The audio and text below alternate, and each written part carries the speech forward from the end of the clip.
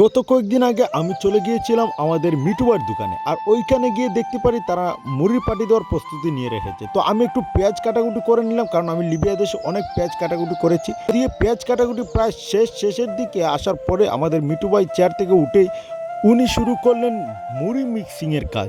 তো আসলে আমাদের মিটু ভাই অনেক অভিজ্ঞ মুড়ি মিক্সিংয়ে। তো প্রথমে নিয়ে নিলেন কিছু মুড়ি এবং সাথে নিয়ে নিলেন চানাচুর, এবং কি সাথে নিয়ে নিলেন খাঁটি সরিষার তেল, যেটা কিনা আসলে অনেক সুগন্ধি এবং এটা ঔষধিও বলতে পারেন।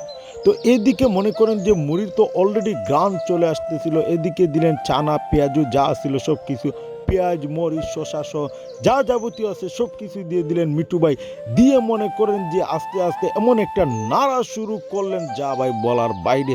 আপনারা দেখতেই পারবেন, দেখুন আমাদের মিটু ভাই কত সুন্দর করে নাড়াচাড়া দিয়ে রেডি করে নিলেন আমাদের মুড়ি।